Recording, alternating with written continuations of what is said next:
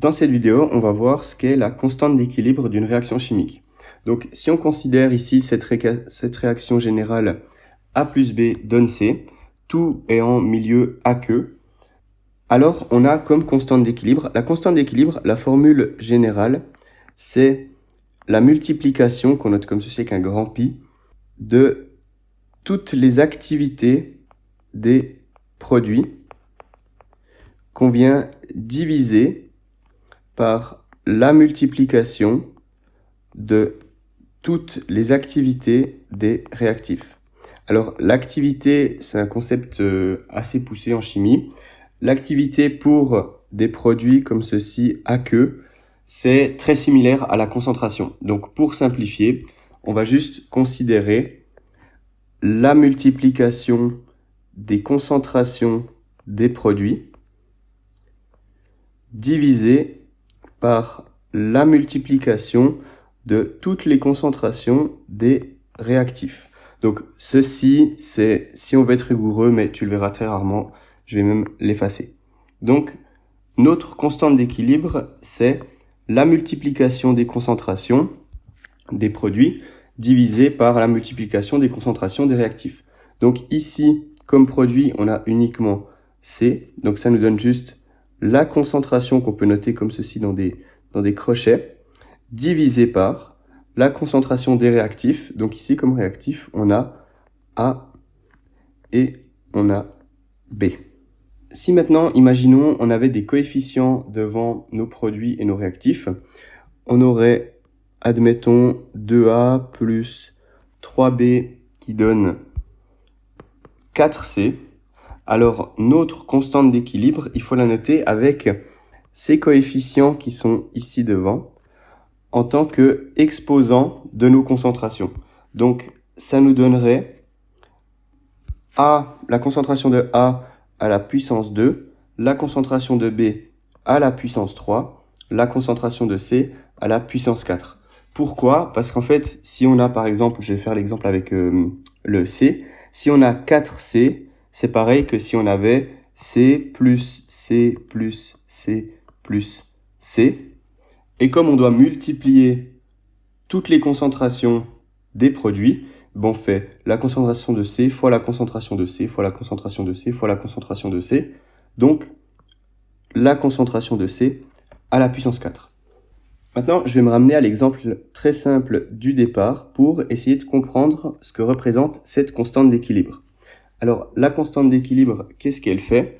Vous voyez qu'elle regarde combien on a de produits comparé au nombre de réactifs. Si on a beaucoup plus de produits que de réactifs, alors on aura ici un grand nombre qu'on divisera par un plus petit nombre. Si on a un grand nombre divisé par un plus petit nombre, admettons 10 divisé par 2, ça nous donne 5, on obtiendra quelque chose qui est supérieur à 1. Donc, si on a quelque chose qui est supérieur à 1, ça veut dire que le terme en haut de notre fraction, donc le terme des produits sera plus grand, et donc on a plus de produits. On dit aussi que l'équilibre est vers la droite, parce que la droite de notre équation, c'est le côté des produits. Si par contre, cette fraction ici, elle est plus petite que 1, alors ça veut dire que le terme du bas domine. Si on a un petit chiffre divisé par un plus grand chiffre, alors on obtient quelque chose qui est plus petit que 1.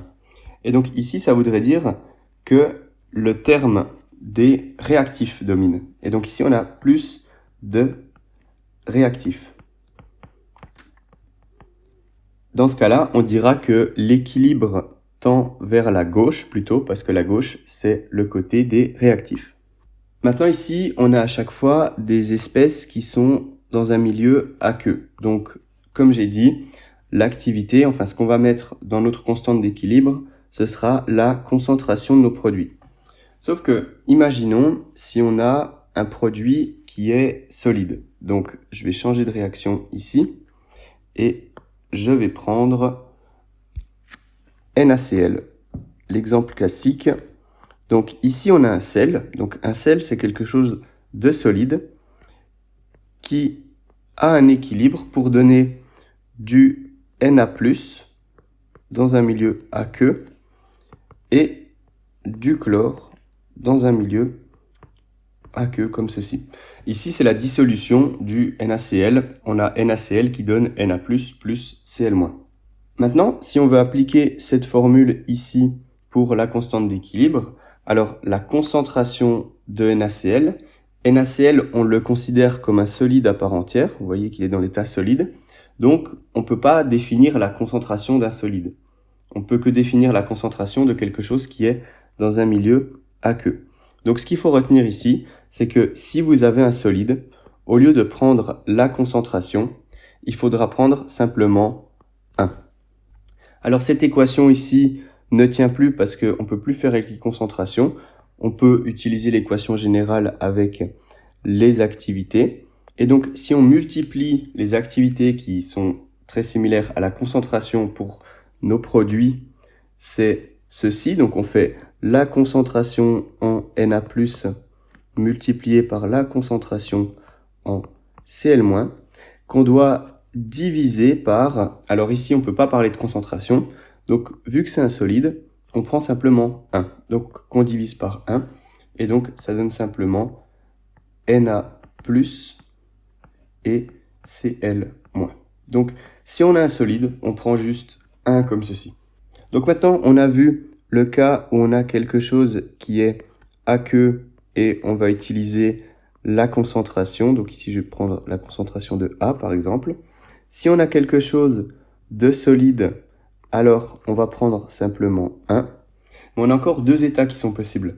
On a l'état liquide et si on a un gaz. Donc on va voir deux exemples pour traiter ces deux cas. D'abord, le cas du liquide. Je vais prendre un exemple que tu vas voir très souvent pour un autre thème qui sera le thème du pH.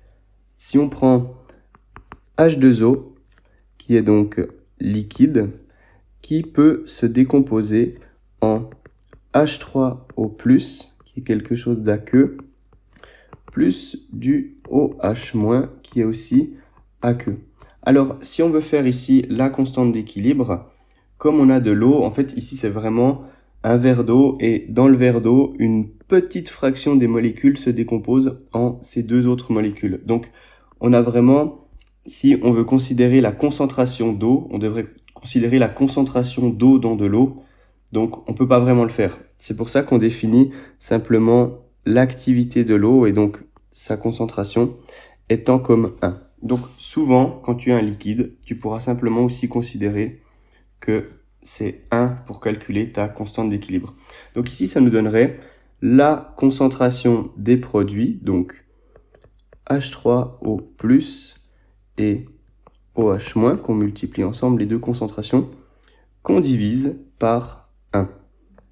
Et donc divisé par 1, ça ne va rien changer à notre équation, et donc c'est simplement ceci.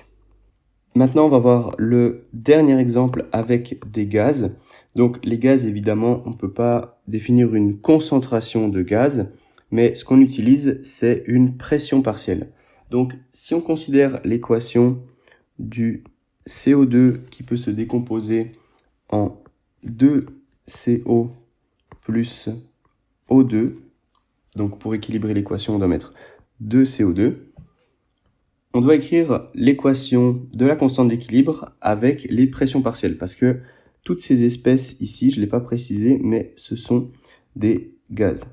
Donc, la pression partielle d'un gaz A, par exemple, on la note P de A comme ceci. Et la pression partielle, c'est la pression que représente, si on prend par exemple pour l'oxygène, dans l'atmosphère. Donc, si la pression est de 1 atmosphère, et admettons, la pression qu'exercerait l'oxygène s'il était seul, c'était 0,2 atmosphère, alors on dit que la pression partielle d'oxygène, c'est la pression qu'il exercerait seul, donc 0,2, divisé par la pression totale de tous les gaz de l'atmosphère, donc ici 1. Et donc ça donnerait 0,2 pour la pression partielle de l'oxygène. Voilà pour la définition de la pression partielle. Et donc, dans la constante d'équilibre, comment on utilise ces pressions partielles? C'est exactement comme avec les concentrations, mais on utilise les pressions partielles. Donc ici, on devrait faire la multiplication des concentrations partielles ensemble. Donc, pression partielle d'oxygène multipliée par la pression partielle de CO qu'on met au carré parce qu'on a le coefficient 2 ici devant, qu'on divise par la pression partielle de nos réactifs, donc pression partielle de CO2, qu'on met elle aussi au carré parce qu'on a un coefficient 2 ici devant. Et donc maintenant, on a vu toutes les formes possibles pour notre constante d'équilibre avec ce tableau qui résume tout. Dans une autre vidéo, je vais montrer comment se servir de ces constantes d'équilibre, notamment aussi une vidéo sur les produits de solubilité, la constante d'équilibre pour des dissolutions de sel. Mais avec cette vidéo, on a vraiment les bases pour calculer et travailler avec des constantes d'équilibre.